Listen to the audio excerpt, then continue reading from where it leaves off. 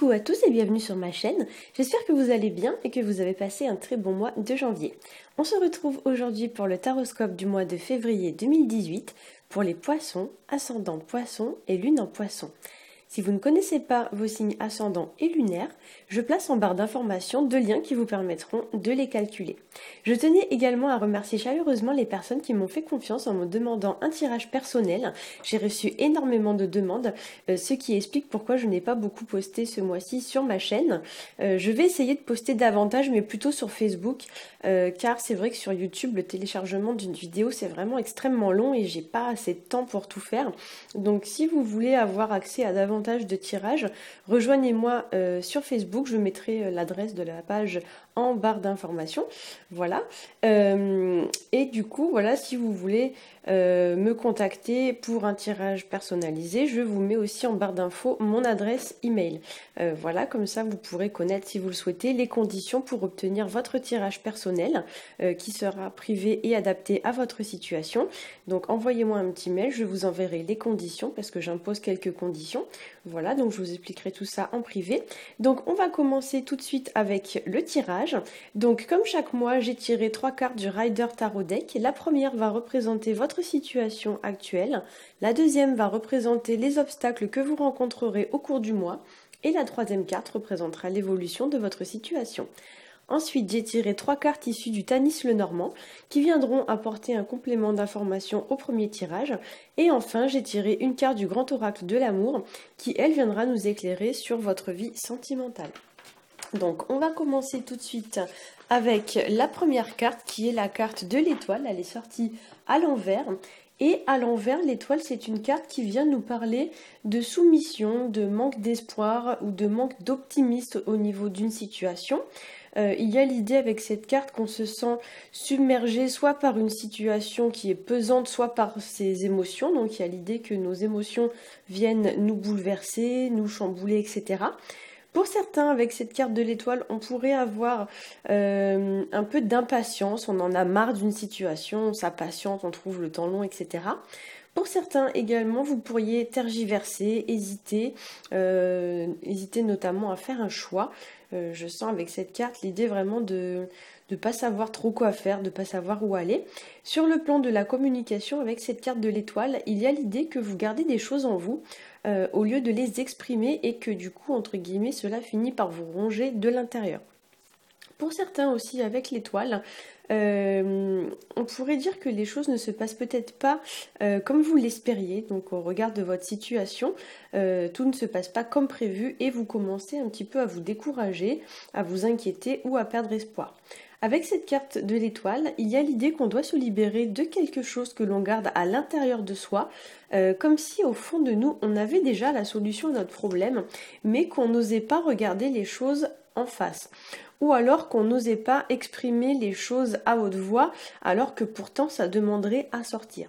La carte de l'étoile, c'est une carte également de régénération, mais ici, comme elle est placée à l'envers, on nous dit peut-être qu'il ne sert à rien de perdre votre temps et votre énergie pour faire progresser une situation, si celle-ci demande juste une bonne communication pour progresser. Donc, vous devrez, ce mois-ci, les poissons, trouverez la force d'exprimer ce que vous gardez en vous et le dire haut et fort afin de vous sentir plus léger. On vous demande aussi peut-être de vous affirmer, d'oser prendre les choses en main, d'oser faire des choses, oser par exemple passer à l'action. Voilà. Alors, en deuxième carte placée en obstacle, j'ai tiré la carte du diable à l'endroit. En obstacle, cette carte, elle va venir nous parler d'attache, d'emprise, de dépendance, de peur, d'addiction, etc. Cette carte peut également représenter donc une personne, soit c'est vous, soit c'est une autre personne, mais dans tous les cas, il y a l'idée d'une personne qui peut-être aime un peu se mettre en avant, ou alors une personne qui aime se sentir supérieure aux autres, ou alors qui a besoin de se sentir supérieure aux autres car elle manque de confiance en elle. Voilà, alors soit c'est vous, soit c'est quelqu'un, mais il y a l'idée un petit peu que vous avez, ou que cette personne a besoin d'exister aux yeux des autres de cette façon. Donc si c'est vous qui êtes représenté par cette carte, ici on vous dit, comme la carte est placée en obstacle, de ne pas entre guillemets prendre les gens de haut pour faire valoir votre place. Voilà. On vous dit aussi pour certains avec cette carte que vous pourriez avoir affaire à une personne ou à une situation qui va vous peser, qui va vous pomper de l'énergie, voilà, ou encore à une personne qui peut-être se montrerait fourbe, sournoise et qui ne va peut-être pas entre guillemets jouer franc jeu avec vous. Ça pourrait aussi être vous d'ailleurs. Voilà. Dans ce cas, si vous êtes confronté à ce genre de personnes, ici on va vous demander de vous libérer de cette attache, de cette emprise ou de cette situation et de vous mettre hors d'atteinte afin que cette personne ou que cette situation ne puisse plus entre guillemets vous faire du mal. J'ai vraiment l'idée qu'il faut fuir une situation qui devient un peu toxique pour certains d'entre vous. Je rappelle ici que c'est un tirage général, donc forcément tout le monde ne sera pas concerné. Voilà. Pour certains aussi, avec la carte du diable, ça pourrait, comme je l'ai dit, être vous qui avez de l'emprise sur quelqu'un. Vous voyez, si on regarde la carte du diable plus attentivement, on voit le diable à ses pieds avec deux personnages qui sont enchaînés. Donc soit c'est vous qui êtes à la place du diable, en haut, ou alors vous êtes représenté comme étant au pied du diable. Donc effectivement, il pourrait y avoir l'idée que donc soit c'est vous qui dominez entre guillemets quelqu'un, soit c'est une personne qui est dépendante de vous, voilà. Et du coup, il y a l'idée quand même d'une situation ou d'une personne qui, entre guillemets, vous a servi. Comme si vous étiez un petit peu à sa merci, vous voyez. Il y a l'idée quand même que vous devez vous libérer assez vite. Voilà, c'est une situation qui n'est pas toxique. Et comme je le dis toujours à chaque tirage, quand on tire la carte du diable, c'est jamais quelque chose de sain. Voilà. Donc effectivement, si quelqu'un vous domine, vous impose des choses, des contraintes, etc., etc., effectivement, il y a l'idée quand même que peut-être vous vous sentez contraint et forcé de subir cette situation. Et comme la carte est placée en obstacle, peut-être qu'on vous dit aussi que pour le moment, vous n'avez pas d'autre choix, mais on vous demande quand même de réfléchir à vous libérer assez vite. Voilà. Ensuite, j'ai tiré donc en troisième carte la carte du battleur à l'endroit qui ici va représenter l'enfant. Le battleur, c'est un petit peu le jeune homme du tarot, c'est un adolescent, mais ça va exprimer d'une façon plus générale l'action, le travail, la fougue propre, on va dire, aux jeunes gens, aux adolescents, etc. Le battleur, effectivement, c'est aussi l'apprenti du tarot. Donc pour moi ici, avec cette carte, vous allez en quelque sorte retrouver un second souffle au cours du mois, comme une bouffée d'oxygène, et passer enfin à l'action. C'est une carte vraiment très active, très dynamique. On vous dit avec cette carte que vous devez oser vous lancer car vous avez tous les outils en main pour réussir. Et on vous demande également peut-être de vous appuyer sur quelqu'un si besoin pour vous aider et de ne pas hésiter à vous faire aider ou à communiquer pour débloquer une situation. Cette carte, elle vous conseille aussi de réfléchir sur votre situation, mais sur le long terme, c'est-à-dire que vous devez faire vos choix en conséquence, avec maturité et voir les choses sur le long terme. Ne vous lancez pas dans la précipitation et étudiez bien tous les aspects de votre situation avant de prendre une décision. Pour moi, mi-poisson, ce mois-ci, j'ai l'impression qu'il va falloir débloquer votre situation grâce à la communication et réussir à exposer, à exprimer votre problème de manière ouverte et publique sans avoir peur ni du regard ni du jugement des autres. C'est vraiment le ressenti que j'ai. Chacun de vous adaptera donc en fonction de sa situation, mais j'ai l'impression ici qu'on vous dit qu'il ne faut pas hésiter à communiquer, à faire entendre votre voix, à dire les choses clairement, ou alors peut-être à communiquer via les réseaux sociaux. Il y a l'idée comme ça qu'on ne doit pas se sentir honteux à l'idée d'exposer publiquement un problème. C'est vraiment ce que je ressens ce mois-ci pour vous. Voilà. Donc n'hésitez pas à solliciter ouvertement l'aide de votre entourage ou d'une personne qui sera à même de vous aider ou de vous conseiller. Mais je le répète, il n'y a pas de honte à se faire aider, bien au contraire, c'est plutôt une preuve d'intelligence. Donc on va passer aux 3 cartes issues du Tanis Lenormand, qui viennent donc apporter un petit complément d'information à votre tirage. Donc pour la première carte, j'ai tiré pour vous la carte de la faux, qui ici va représenter la moisson, la récolte, et entre guillemets le bilan d'une situation. Donc peut-être que on vous demande, voilà, comme je l'ai dit avant, d'étudier, d'examiner votre problème et d'en tirer les conclusions qui s'imposent. La faux va exprimer aussi le besoin de trancher, de couper des liens, des situations comme ça qui n'ont plus lieu d'être. Ça peut représenter aussi la coupure ou la pause qu'on va prendre dans une situation ou alors dans une relation. Donc peut-être faire une pause ou même rompre, hein. Voilà. Alors, en deuxième carte, donc j'ai tiré pour vous la carte du livre. Très jolie carte d'ailleurs.